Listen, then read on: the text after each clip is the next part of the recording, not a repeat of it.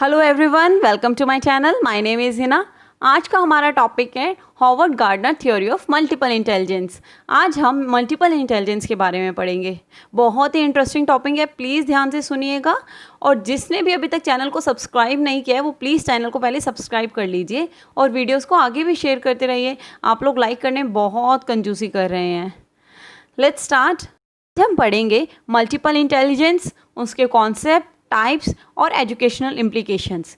सबसे पहले हम समझ लेते हैं कि मल्टीपल इंटेलिजेंस क्या होता है। पहले मैं आप लोगों को बता देती हूँ, ये थ्योरी जो है मल्टीपल इंटेलिजेंस की, ये हॉवर्ड गार्डनर ने दी है 1983 में। मल्टीपल इंटेलिजेंस को हम एक बहुत ही अच्छे एग्जाम्पल के साथ समझ सकते हैं। ये एग्जाम्पल भी गार्डनर के द्वारा ही दिया गया है। क्या होता है कि एक बच्चा जो मैथमेटिक्स में बहुत अच्छा है, वो लॉजिकल रीजनिंग बहुत अच्छे से कर सकता है, तो वो इंटेलिजेंट है। लेकिन दूसरा बच्चा जो मैथमेटिक्स में इतना अच्छा नहीं है, जो लॉजिकल रीजनिंग इतने अच्छे से नहीं कर पाता, इसका मतलब कि ये नहीं है कि वो इंटेलिजेंट नहीं है।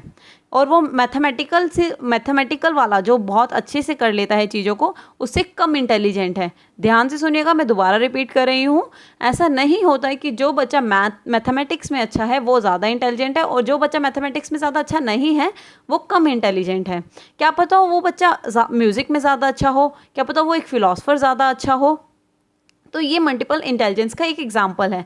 मल्टीपल इंटेलिजेंस क्या होता है कि सबकी अपनी अपनी इंटेलिजेंस होती है। इंटेलिजेंस को बुद्धि कहा जाता है। जो हमारा बुद्धि का जो स्तर होता है वो कोई एक नहीं होता, सबका अलग अलग है कि कोई किसी चीज़ में अच्छा है, कोई किसी चीज़ में अच्छा है। अब हम यहाँ रीड करते हैं। Harvard Gardner indoctrinated this theory. Harvard Gardner ने ये थ्योरी दी थी, मल्टीपल इंटेलिजेंस थ्योरी जो थी वो हार्वर्ड गार्डनर ने दी है। इंडॉक्ट्रिनेटेड का मतलब होता है कि किसी को भी अपनी थ्योरी के थ्रू ब्रेन वॉश कर देना, उसको अपनी थ्योरी इस तरीके से समझाना कि उसको लगे कि जो ये थ्योरी है बिल्कुल सही है। This theory is based on the following ideas.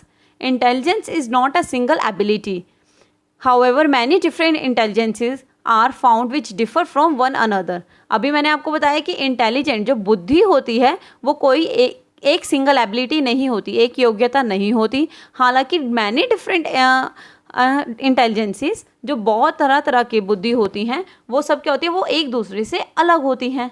These intelligences are free from one another. हर इंटेलिजेंस जो है वो दूसरी इंटेलिजेंस से, हर बुद्धि दूसरी बुद्धि से एकदम अलग है, फ्री है, आज़ाद है।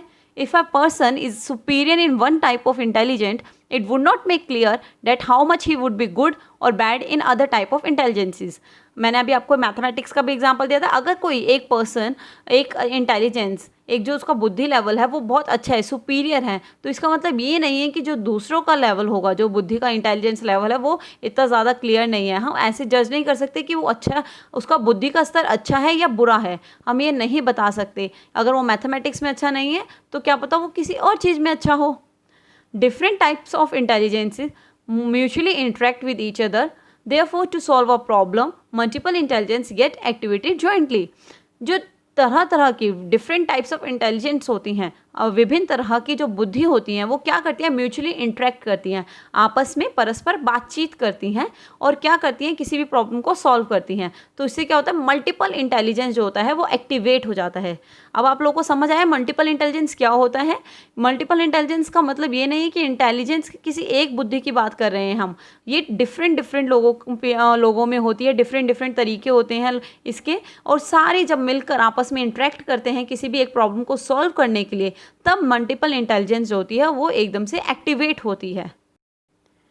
अब हम पढ़ेंगे intelligences according to theory of multiple intelligence. जो मल्टीपल इंटेलिजेंस की थ्योरी के अकॉर्डिंग इंटेलिजेंसेस कितनी तरह की होती हैं, कैसे कैसे होती हैं। फर्स्ट है स्पेशियल, स्थानिक बोलते हैं इसे हिंदी में। This type of intelligence is use during space और sceneries in order to make mental images and to use them. Special intelligence develops more boatman, engineers, surgeons, pilots and artist. जो ये special types of intelligence होती है, ये क्या होता है, इस इंटेलिजेंस में स्पेस जो हम आकाश के बारे में जितनी भी नॉलेज को एक्वायर करते हैं, सी जनरी जो भी समुद्री यात्राओं के बारे में जो भी हम अपनी नॉलेज को एक्वायर करते हैं, अटेन करते हैं, जो भी नॉलेज को हम ग्रहण करते हैं, उससे हम अपने दिमाग में कुछ मेंटल इमेजेस बना लेते हैं, उसके बाद हम उस चीज़ों का यूज़ करने लगते हैं। तो जो ये दीज काइंड ऑफ इंटेलिजेंस जो ये होती हैं, जो ये तरह की बुद्धि होती हैं, ये किस किस में होती है? बोटमैन, इंजीनियर्स, सर्जन्स, पायलट्स, ये सब जो होते हैं वो इस तरह की बुद्धि के वो होते हैं, क्या कहते हैं उनको, स्पेसिफाई होते हैं इन चीज़ों के लिए, इन चीज़ों को वो अच्छे से कर पाते हैं। एक फिलोसफर स्पेस और सी की जनरी के बारे में अच्छे से समझ नहीं पाता। Second, logical mathematical. This intelligence is responsible for all type of abilities, talents and skill in areas related to logic and mathematics। जो ये इस टाइप की जो बुद्धि होती है, इस टाइप का जो इंटेलिजेंस होता है, ये क्या होता है? लॉजिक और मैथमेटिक्स में लॉजिक होता है तर्क, और मैथमेटिक्स हम जानते हैं गणित, इनमें सारी एबिलिटीज़, उसमें सारी एबिलिटीज़ और टैलेंट्स होते हैं, इन चीज़ों के लिए सारी योग्यताएँ होती हैं। It can be broken down into components like deductive reasoning, inductive reasoning, scientific thinking, including solving of logical puzzles। Logical puzzles को solve करने के लिए ये components तत्वों में भी टूट कर चीज़ों को समझ पाते हैं और कर पाते हैं। Inductive reasoning, deductive reasoning, scientific thinking, ये सब लॉजिकल मैथमेटिक इंटेलिजेंस के ही एग्जाम्पल्स हैं। Third point is linguistic. This type of intelligence is responsible for all kinds of linguistic competition, abilities, talents and skills available in human beings. People with verbal linguistic intelligence show more comfort with words and language. अब आपने देखा है कि कोई लोग बहुत ही fluency से हिंदी हो, इंग्लिश हो, बहुत अच्छे से बोल पाते हैं। उनका जो वर्बल लिंग्विस्टिक इंटेलिजेंस होता है वो वर्ड्स और लैंग्वेज का बहुत ईजिली यूज़ कर पाते हैं, बहुत कंफर्टेबल होते हैं अपने वर्ड्स और लैंग्वेज को यूज़ करने में। Point is musical, Sangeet. This field is concerned with sounds, rhythms, tones and music. The persons with musical intelligence have good pitch and they are able to sing. They can play musical instruments and they compose the music also. They can learn through lectures also. आपको पता है कि जो कुछ लोग जो होते हैं वो म्यूज़िक में बहुत अच्छे होते हैं, बहुत ही उनका जो म्यूज़िकल इंटेलिजेंस जो होता है वो बहुत ही अच्छा होता है, वो गुड एकदम उनकी जो पिच होती है वो बहुत ही ज़्यादा अच्छी होती है, वो गा सकते हैं, उनका साउंड, रिदम, टोन्स, म्यूज़िक सब परफेक्ट होता है। इवन वो लोग अब लेक्चर्स को भी सुनने के थ्रू ही सीख लेते हैं, जैसे ही सुनते हैं उसे ही सीख लेते हैं। फिफ्थ पॉइंट इज़ इंट्रापर्सनल और six point is interpersonal. Intrapersonal और इंटरपर्सनल में डिफरेंस क्या होता है? इंट्रापर्सनल होता है जो एक व्यक्ति खुद अपने अंदर जो होता है अपनी पावर्स के बारे में अपने आप को एक्सप्लोर करता है, और इंटरपर्सनल होता है जो एक व्यक्ति दूसरे व्यक्ति के साथ करता है।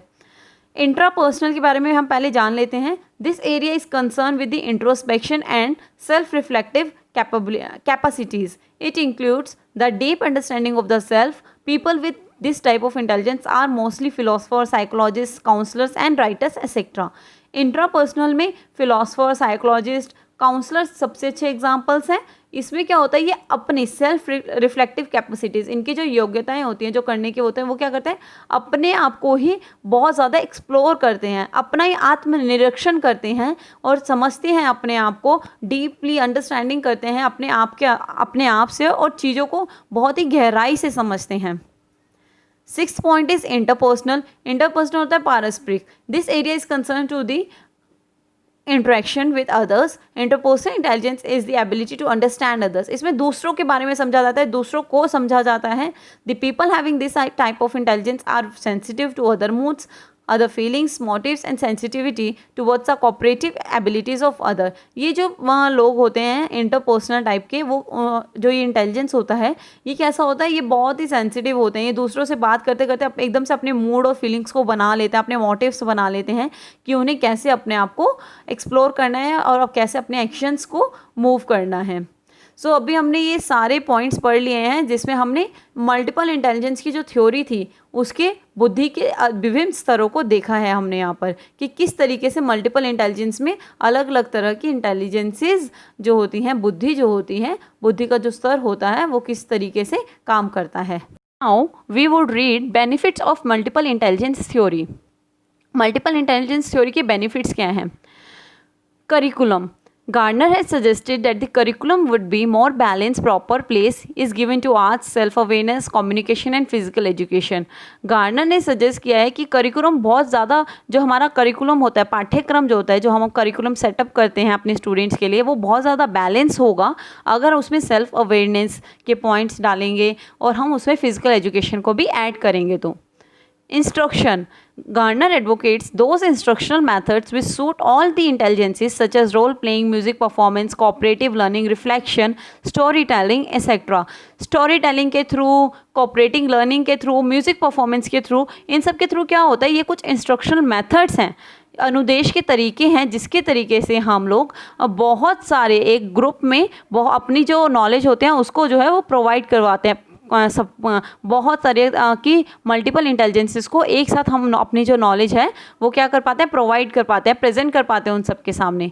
असेसमेंट. कुछ असेसमेंट टूल्स होते हैं जिससे क्या होता है, मल्टीस्पिटी जो इतना मल्टीपल इंटेलिजेंस है उनको पूरा अटेंशन मिले. इसका सबसे मेन जो टूल होता है वो होता है सेल्फ असेसमेंट, जिससे बच्चे जो होते हैं, स्टूडेंट जो होते हैं, वो अपनी इंटेलिजेंस के बारे में खुद समझे, अपने आप को खुद एक्सप्लोर करें. Assessment. According to this theory, the assessment methods should be those which pay attention towards the multiplicity of intelligence, tools of self-assessment which help the students understand their intelligence.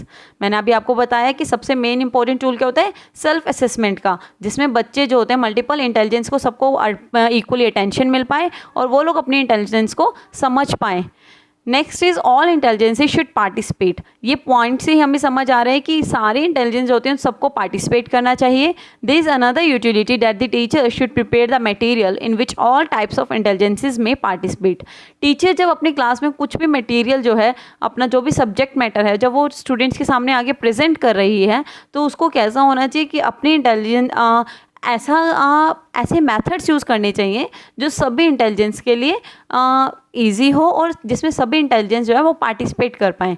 For example, when the teacher teaches some revolutionary war, he or she should show the maps of war, should recite the war songs etcetera.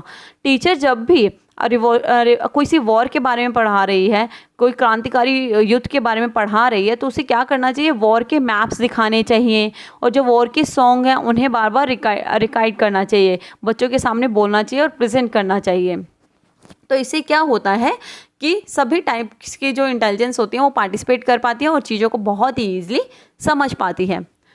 हमने ये देख चुके हैं कि multiple intelligence theory में gardener ने किस तरीके से अपनी थ्योरी को इंडोक्ट्रिनेट किया है, कैसे अपने अपने पॉइंट्स को इलाबोरेट किया है. मैंने जितना हो पाया अपने पॉइंट्स को इलाबोरेट करने की कोशिश की है.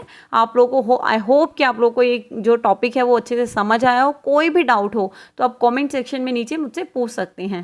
Thanks for watching this video and please like and subscribe my channel और जितना हो सके ज़्यादा से ज़्यादा वीडियोस को शेयर भी कीजिए. Thank you so much. All the best.